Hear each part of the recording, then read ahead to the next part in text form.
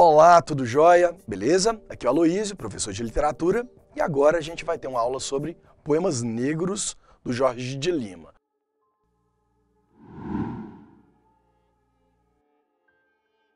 O Jorge de Lima, que é um autor modernista, mas que tem algumas peculiaridades que eu acho importante eu e você sabermos. Vamos lá, acompanha comigo aqui. Médico e escritor conhecido pelo desejo constante de se aventurar por novas formas e temáticas literárias. Não por acaso sua poesia passa de uma fase inicial mais formal e parnasiana à inovação e abrasileiramento propagados a partir da Semana de Arte Moderna em 1922. Radicado no Rio de Janeiro, mas de origem alagoana, Jorge de Lima focaliza em sua poesia os motivos brasileiros e nordestinos, principalmente a partir de 1925. Olha só, por que essas informações biográficas e estéticas sobre o autor são importantes?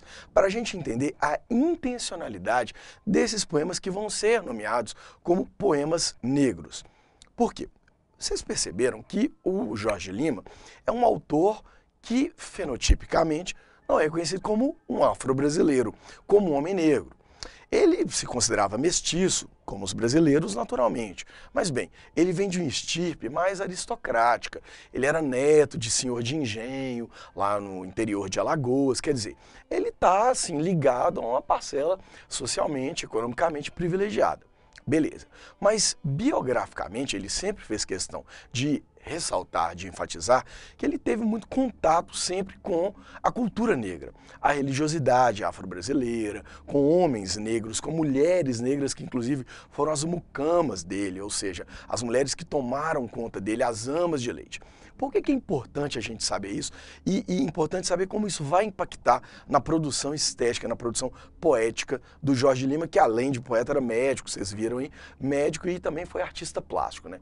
Porque hoje existe o rótulo literatura negra, ou literatura afro-brasileira, que é produzida pelo homem negro, pela mulher negra. Ou seja, o Jorge Lima não é um escritor de literatura negra segundo o viés contemporâneo. Ele escreve poemas que abordam a cultura afro-nordestina. Isso é importante para a gente pensar na prova. Mas vamos lá, algumas características importantes da poética do Jorge Lima. Olha só. Primeiro, linguagem coloquial, bem modernista, assim como o uso de versos livres. Essa terceira característica é algo que é muito encontrado nos poemas negros, presença de enumeração caótica durante a poesia.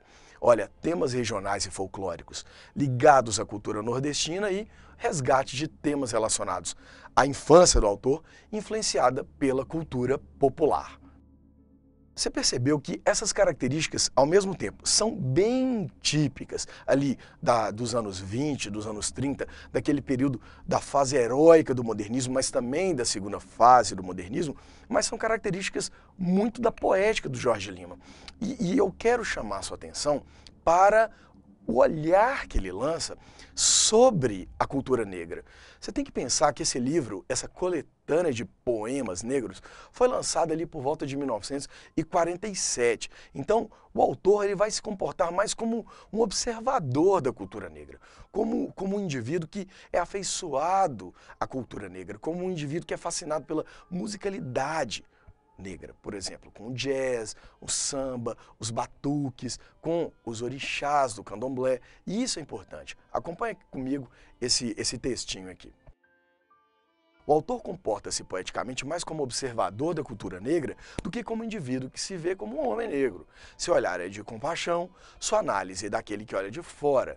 E externamente sente o perigo do embranquecimento, da elitização da cultura brasileira. Portanto, aí há uma abordagem que se diferencia da perspectiva da alteridade valorizada na literatura negra latino-americana. É importante a gente ficar atento a isso, porque o que seria a alteridade? É quando o outro, aquele que é considerado marginalizado, excluído, fala por si. Não é o caso do Jorge Lima. A gente tem que pensar que ele está inserido num contexto ali dos anos 20, dos anos 30, dos anos 40, quando há uma supervalorização da cultura popular por parte dos autores modernistas. E eu quero que você leia comigo também um trechinho que o Gilberto Freire, um antropólogo famosíssimo, que era grande amigo do Jorge Lima, escreveu um prefácio que ele usou para, digamos assim, enaltecer um pouco o trabalho do Jorge Lima. É muito importante para a gente pensar também nessa coletânea. Vamos lá. Em Jorge de Lima, o verbo fez-se carne nesse sentido. No de sua poesia afro-nordestina ser realmente a expressão carnal do Brasil, mas adoçado pela influência do africano. Jorge Lima não nos fala dos seus irmãos, descendentes de escravos, com resguardos profiláticos de poeta arrogantemente branco, erudito, acadêmico, a explorar o pitoresco do assunto com olhos distantes de turista ou de curioso. De modo nenhum. Seu verbo se fez carne, carne mestiça. Seu verbo de poeta se torna carnalmente mestiço quando fala de democracia, de comidas, de Nosso Senhor do Bonfim. Embora metade aristocrática desse nordestino total, de corpo colorido por genipapo e marcado por catapora, não esqueça que a bisavó dançou uma valsa com Dom Pedro II, nem que a avó teve banguê. Então note, nesse prefácio do Gilberto Freire, ele destaca a posição social do Jorge Lima e destaca um olhar afetivo sobre a cultura negra. Isso é muito importante. Olha, tem um elemento um pouco polêmico no Poemas Negros, no conjunto dos Poemas Negros, que é o seguinte: se por um lado o Jorge Lima luta contra esse embranquecimento da elite brasileira, por outro lado, às vezes ele reforça certos estereótipos. Chama sua atenção, por exemplo, para como ele vai descrever a mulher negra. A mulher negra como uma criatura sensual, que desperta a libido masculina. E isso hoje, de acordo com o olhar contemporâneo da alteridade, de novo, é bastante questionável, é bastante discutível. Então a gente tem que ter um olhar crítico em relação ao conjunto dos poemas negros. Então perceba, cultura popular, cultura nordestina, a infância do autor, a relação entre a voz poética e a religiosidade negra, isso é que vai ser determinante para eu e você interpretarmos os poemas negros. Então agora eu quero ler um poema com você. Vamos lá? Esse poema se chama Nordeste, olha só. Nordeste, terra de São Sol. Então quer dizer, o sol, o calor ali é idolatrado como um santo. Aí a gente vai pensar no agreste, na seca, no calor inclemente, certo? Aí, irmã enchente, vamos dar graças a nosso Senhor, que a minha madrasta seca torrou seus anjinhos para os comer. São Tomé passou por aqui? Passou, sim, senhor, Pajeú, Pajeú. É como se ele estivesse introduzindo ali uma cantiga, uma oração, palavras ou versos típicos da cultura popular. Percebeu? Ó? Vamos lavar pedra bonita, meus irmãos, com o sangue de 1000 meninos, amém. Dom Sebastião ressuscitou. Aqui a gente tem uma referência ao sebastianismo que vem lá de Portugal. Lá em Portugal, esse mito do Dom Sebastião, que voltaria para trazer novamente a glória a Portugal, né? Olha, São Tomé passou por aqui? Passou, sim, senhor. Terra de Deus, terra de minha bisavó, que dançou uma valsa com Dom Pedro II. Lembra que eu li aquele trechinho lá com você do Gilberto Freire, enfatizando esse dado biográfico aí da família do Jorge Lima? Então, ele acentuou a origem aristocrática dele, a avó que dançou uma valsa com Pedro II, né? São Tomé passou por aqui, tranca a porta, gente, cabeleira, aí vem. Sertão Pedra Bonita, traga uma virgem para Dom Lampião. Olha só, percebeu o tanto de referência ao cangaço, à religiosidade popular, à aristocracia dos engenhos de cana-de-açúcar ali ainda existentes no final do século XIX, decadentes já no começo do século XX. Então é com esse tipo de olhar que a gente tem que abordar os poemas do Jorge Lima. Bacana? Não preocupa, assim, muito com certas referências, porque elas ficam um pouco obscuras para nós, leitores contemporâneos, né? De novo, esses poemas foram escritos nos anos 20, nos anos 30. Nem todas as referências, principalmente aquelas de cantigas folclóricas, de santos, nem todas as referências nós vamos dominar, beleza? Então, não esquenta a cabeça com isso, não. Eu te chamo para a gente ler um outro poema, chamado Democracia. Vamos lá. Punhos de redes embalaram o meu canto para adoçar o meu país, ó Whitman. Aqui eu chamo sua atenção para duas referências. Primeiro, que é coisa mais nordestina do que as redes onde as sinhazinhas e os senhorzinhos se balançavam lá nos engenhos, né? E aqui é referência ao Walt Whitman, que era um poeta norte-americano que lutou na Guerra de Secessão contra a escravidão. Ele atuou na Guerra de Secessão, certo? Então, olha, Genipapo coloriu meu corpo contra os maus olhados. Catecismo me ensinou a abraçar os hóspedes. Carumã me alimentou quando eu era criança. Mãe negra me contou histórias de bicho. Moleque me ensinou safadezas. Maçoca, tapioca, pipoca, tudo comi. Bebi cachaça com caju para limpar-me. Tive maleita, catapora e ínguas. Bicho de pé, saudade, poesia. Olha, nesse ponto a gente percebe o tanto de enumeração, o tanto de referência.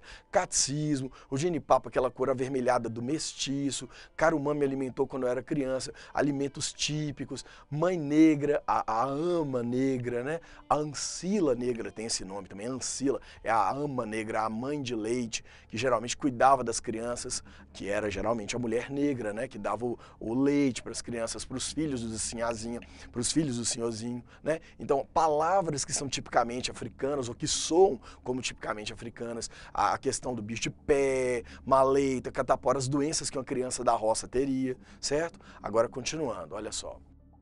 Fiquei aluado, mal assombrado, tocando maracá, dizendo coisas, brincando com as crioulas, vendo espíritos, abusões, mães d'água. Aqui ele está fazendo uma super referência a elementos folclóricos, né? Por exemplo, como a mãe d'água, a Yara.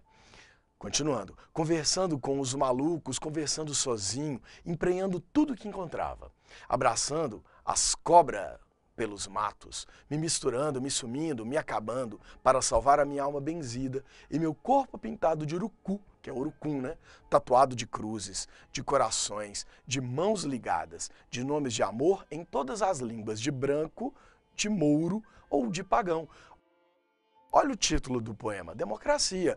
As línguas de branco, de mouro e de pagão sugerem justamente o sincretismo cultural, o sincretismo religioso que os modernistas vão tanto enaltecer.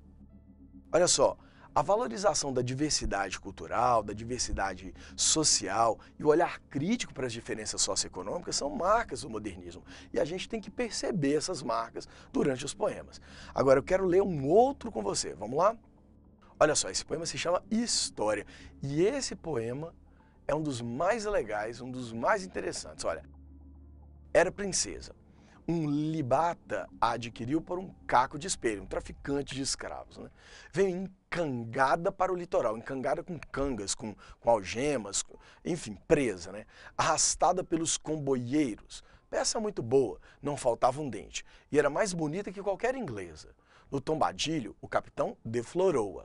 Em Nagô, uma variante linguística africana, né? Em Nagô elevou a voz para Oxalá. Oxalá, uma entidade do candomblé, né?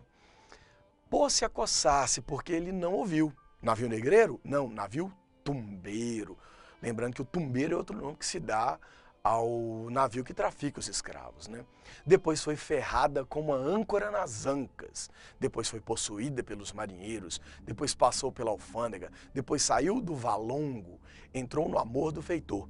O valongo seria ali o cais do porto, e depois do cais do porto é um lugar onde ficavam os escravos que seriam escolhidos por causa dos dentes, da pele, do cabelo, do trato, do feitio corporal, para serem tratados literalmente como animais, né?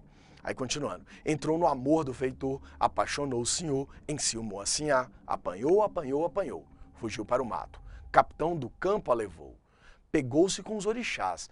Aí note que vai haver a referência às comidas dos orixás e aos rituais afro-brasileiros, né? Fez bobó de inhame para o senhor comer, fez aluá para ele beber, fez mandinga para o senhor amar.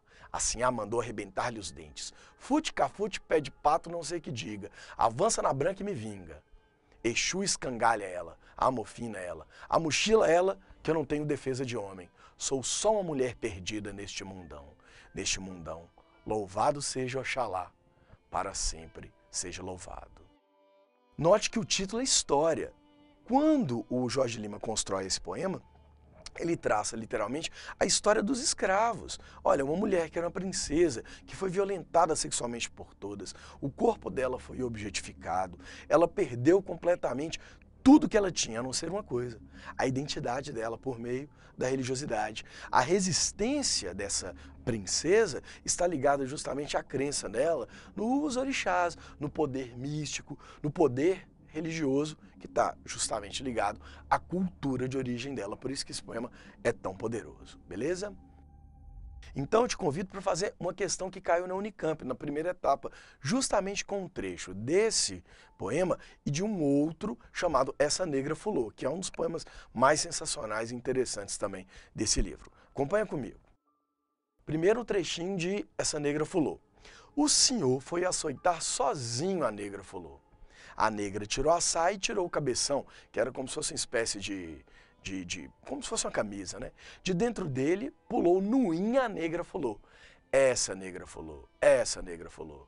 Ó fulô, cadê teu senhor que nosso senhor me mandou? Ah, foi você que roubou? Foi você, negra fulô? Essa negra fulô.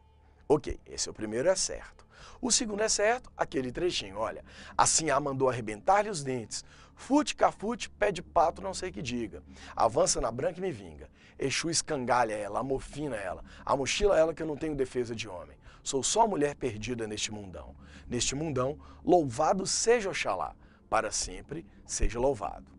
Perceberam que os dois excertos tratam de mulheres negras, mas a primeira, a negra fulô, é uma mulher que vai ser seduzida pelo Senhor, por quê? Porque ela é uma mulher bonita.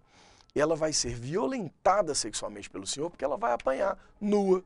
Já a segunda, ela está buscando resistência em meio a tamanhas violências que ela sofre. Isso é importantíssimo para a questão. Vamos lá para o enunciado. Essas duas cenas de ciúmes concluem dois textos diferentes de Jorge Lima. A primeira pertence ao conhecido poema modernista Essa Negra Fulô. A segunda, ao poema História, de poemas negros.